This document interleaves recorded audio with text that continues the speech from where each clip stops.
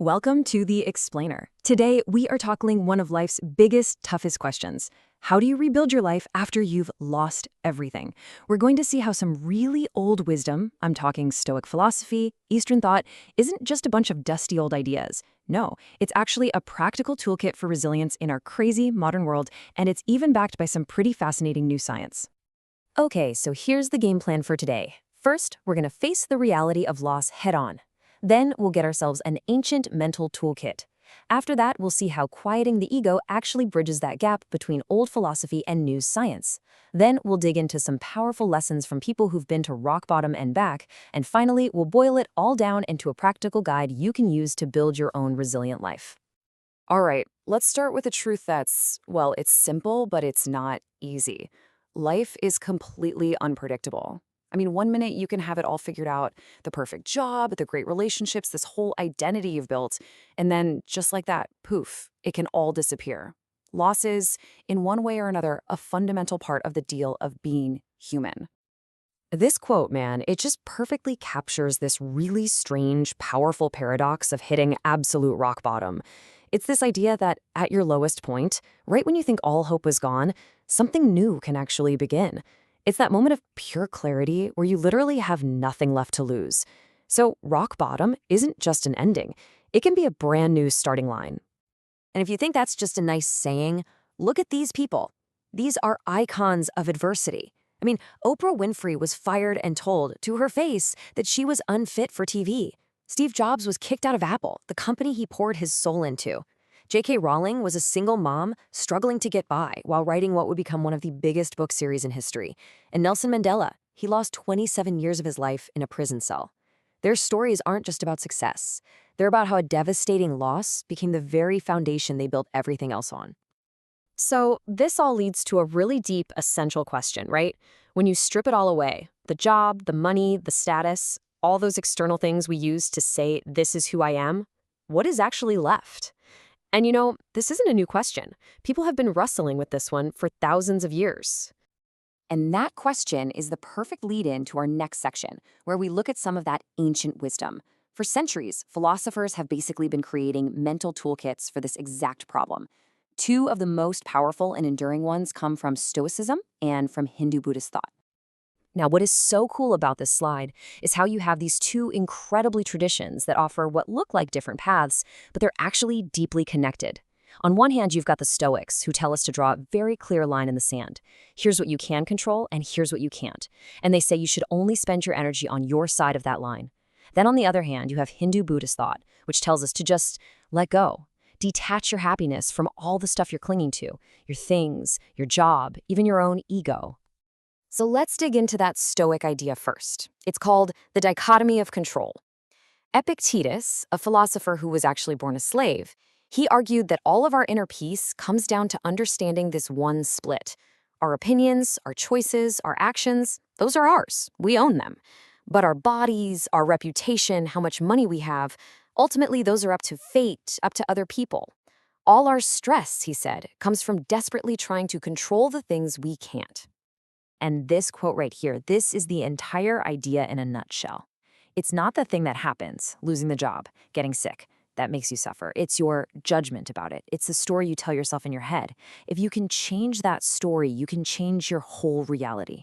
The real power isn't in changing the world outside, it's in mastering the world inside. Okay, so now let's look at that other path, non-attachment, or anasakti. This philosophy says the real root of our suffering isn't our judgment, it's our attachment. We cling to things, our money, our identity, our idea of how the future should be, as if they're going to last forever. But they're not. So when they inevitably change or go away, we suffer.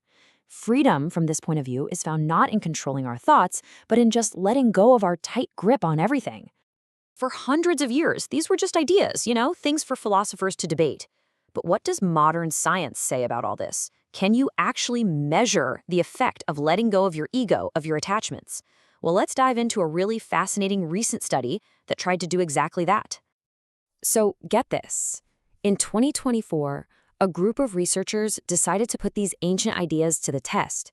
They went to India, a place where these philosophies are just part of the cultural fabric, and they surveyed 200 young adults. They measured two key things: this idea of a quiet ego, which is basically being less self-centered and non-attachment. Then they measured how resilient these folks were, their ability to bounce back from life's curveballs. And the results were, wow, they were really striking. They found a strong positive correlation between non-attachment and resilience. Now this number, 0.564, what that means in plain English is that there's a real statistically significant link. The data shows that the more a person is able to practice non-attachment, the more resilient they tend to be. It's a clear, measurable connection between that ancient idea and a very real modern psychological strength. But here's where it gets really interesting. The researchers took it a step further. They asked, okay, which of these is a better predictor of resilience? And this chart tells the story. While both having a quiet ego and practicing non-attachment were important, just look at how much higher the bar for non-attachment is. It had way more predictive power.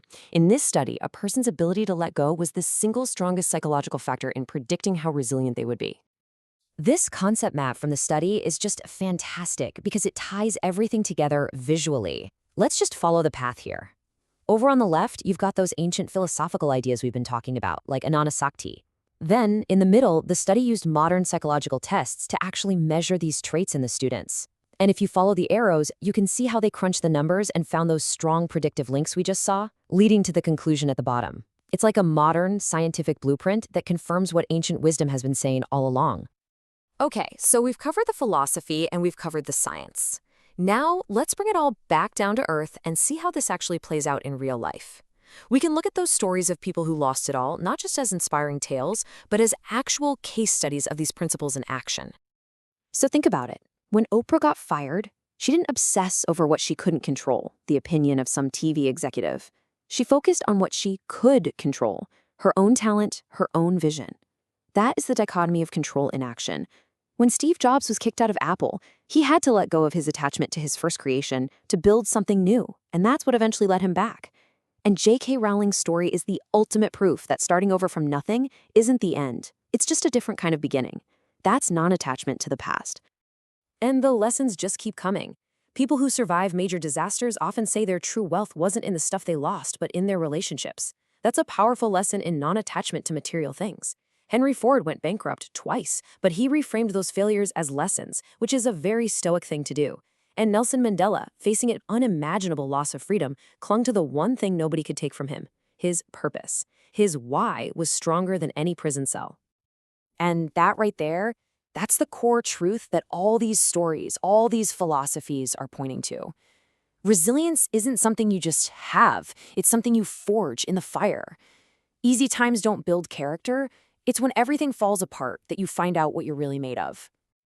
Okay, so this is all incredibly powerful stuff, but let's get practical. How do we actually apply it? How do we take these huge lessons from philosophy and science and real-life stories and use them to get through our own losses and failures? Here are 6 concrete, actionable steps we can pull from everything we've talked about. Number 1, focus on what you still have, not on what you lost. That is pure stoicism. 2, stay flexible. Be willing to change your plans. That's practicing non-attachment. 3, nurture your relationships. That's your real safety net. 4, practice gratitude, even for the little things, to shift your focus. 5, reframe failure. It's not a verdict on your worth, it's a lesson. And finally, number 6, find and hold on tight to your purpose. That why is your anchor in any storm. So we'll leave you with this final question. It's really the central challenge here, from both the ancient wisdom and the modern science. The research suggests that our freedom from suffering is directly tied to our ability to loosen our grip on things. So just take a second to think about it. What are the outcomes, the possessions, the identities that you're clinging to the tightest? And what might happen if you were actually willing to just let them go? The answer to that question might be the key to unlocking your own resilience.